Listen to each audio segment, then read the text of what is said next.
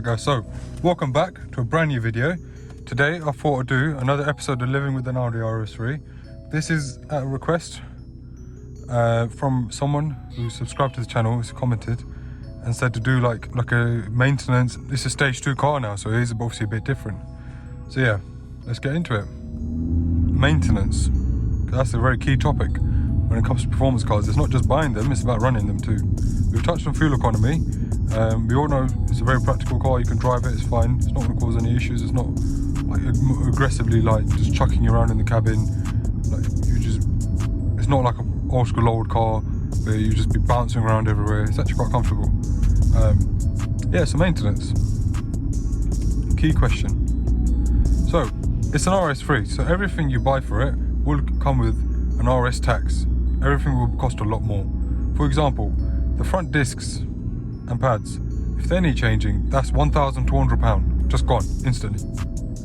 Like, you buy the car for 25,000, let's say you have to do the disc and pads, which you have to do about, these cars maybe about 40-50,000 if you're lucky. That's £1,200 gone. Got left. That's £1,200 all gone straight in the bin. Then, because it's tuned, you've got to service it quite often, the oil change, at least an oil change. Now, that should be done, I would say, around 6,000 miles if you've got a tuned car. And it depends how you do it. I wouldn't go to Audi. I haven't got any, I just wouldn't go there. Privately, if you buy the oil, get someone to do it, you could probably do it for about £120, just an oil change, which isn't bad. Get that done every 6,000-7,000 miles. Then, you have gearbox oil. Now that needs to be done, I think it's every 40,000. But most likely these cars, they'll probably be coming and you would have to do them. You'll have to probably pay for it. If you buy it, the mileage I bought it at like 50,000. It wasn't previously done in this car. So that's going to set you back about £300. Then, you have the Haldex, which needs servicing as well. And that you do about 20,000 miles, which is, it's another thing you have to change oil on. And I think that's around like 250 as well. Or even 300, I think. Then tyres. These are the 19-inch alloys. I think they're all 19-inch, and that's going to set you back. Well, it depends if you're actually smart about it and get a good deal. I got mine from Costco, Michelin. Well, you shouldn't skimp on these and get any budget ones. I've got it from Costco, Michelin Pilot Sport 4S's, and they set me back. I think it was, well, I got a really good deal actually, and I think I paid £440 or £450 for all 4 tyres, supplied, fitted, everything balanced, which isn't too bad. And then, what else have I done on this car? This is based on just maintenance, nothing going wrong on the car. Something might go wrong. The transfer box is very, very common in these cars, around 40,000 miles, even on the facelift model. And that's going to set you back around £3,000. Luckily, I think I've been alright with this. I did purchase on 50,000. It's on 60,000 now, and I can't hear anything, so just touch wood. Hopefully it doesn't go. If it does go, I'll probably just get rid of it, because that's a lot of money to go chuck around. So that's that. And then there's the rear diff. It's not as common as a transfer box, but that can go as well. And you're looking at the same sort of price, 3,000, 4,000. So that's what I was saying with like Audi, like the RSs or M division cars and AMGs, everything costs a lot more. So if something does go wrong, you have to have some sort of money sitting there. You have to have at least 5,000-6,000 more than the cost price of the car, whatever you're paying for it. So a lot of people finance them. When they get problems, they're stuck. So even if you do finance it, you should keep some sort of money aside. But I guess that's where the saying comes from. You have to pay to play. So yeah, I've touched on some of the common issues. There's some more things that can go wrong as well. So the engine's bulletproof. It's highly unlikely that something's going to go wrong on it. Suspension wise, obviously you've got suspension, like things, it's wear and tear items, they tend to go. I've had the front strut mount and ball bearings done. Obviously the car felt very wallowy. That cost I think 1,200, 1,300. I've had the rear springs done, sorry, the rear shock absorbers actually done, and that was another like 1,200, 1,300. So yeah, everything in this car cost a lot of money. Also, I forgot to mention, so when you do a service, you probably have to change so you do the oil, as I was saying, so that's just 120. and then you might have to do every, I think, 18,000 miles. You'll have to do spark plugs. That cost about 200, I think about 250 maybe. No, sorry, that's about 150. So spark plugs. It's the core packs which cost about 250, 260. They are quite expensive. What are these mountains?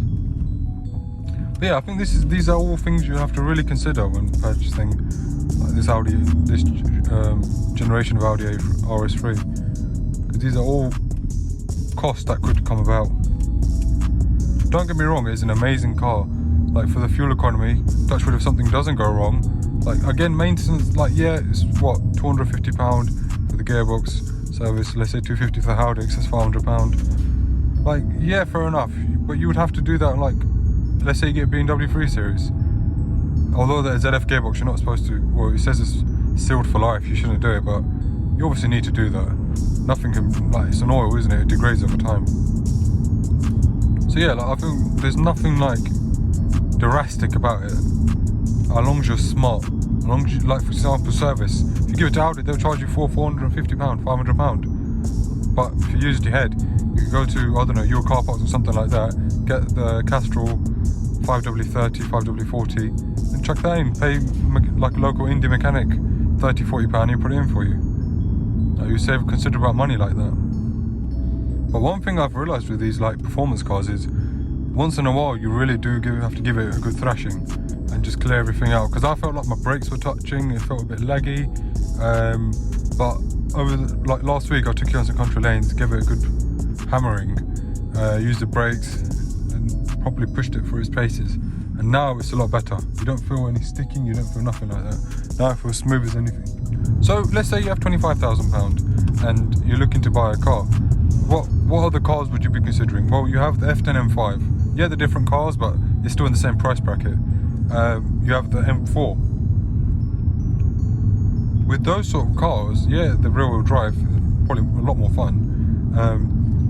With the M4, for example, there's a notorious crank-up failure or turbo in the earlier gen cars. They tend to go, and both of those cost a lot of money too. So I feel like it's something that comes with every, like, performance sort of car. There's always something that could go wrong, and I guess that's a risk you take with everything. Same thing with, like, maintenance costs. They're all going to cost similar amounts. They all got the same sort of things which you need changing. With this RS3, I feel like it drives like a top spec A3 day-to-day driving. Like, in comfort mode, completely calm, it's very comfortable, you don't really feel much, it's fine. Yeah, you do feel, obviously it's not like a 7 Series or A8 or something like that, you do feel obviously some stuff here and there. I feel like the mag ride does help balance things out a little bit.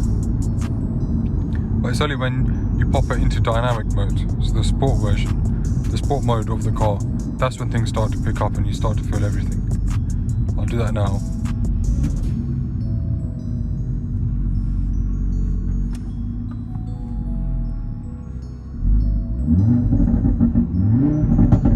Listen to that.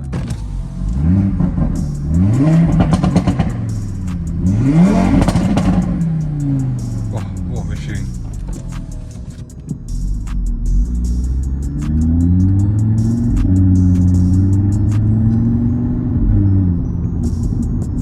See, now engine's a lot louder. Hops and everything now. Don't want to be breaking the speed limit. But I guess for the RS3, the only reason really you would buy it is for the sound. And I've said that probably about 30-40 times now. Maybe it doesn't pick it up properly in the camera, but in real life, you really hear how beautiful this engine sounds. Also, when you're standing behind it, if you rev it, you genuinely feel a lot of air and, like, it just proper chucks you back a little bit. It's crazy, honestly, it's crazy feeling. And I think if you're considering buying one, just go and just test drive one. It's the best thing you can do. And you'll really hear and feel what this thing's about. But yeah, thanks for watching. Let me know what you think of the video. Like, subscribe, and all that sort of stuff. And yeah, I would appreciate if you leave like a comment or anything like that. This video is on the back of someone else's comment. So if you've got any suggestions or anything, drop that down below. I'll respond to everyone. Also, if you've got a car you want me to review or feature on the channel, drop me a DM. The name is crazy.cam on Instagram. I've also got TikTok as well. I'll include I'll include it all on the screen now anyways. But yeah, I'll see you in the next one. Thanks.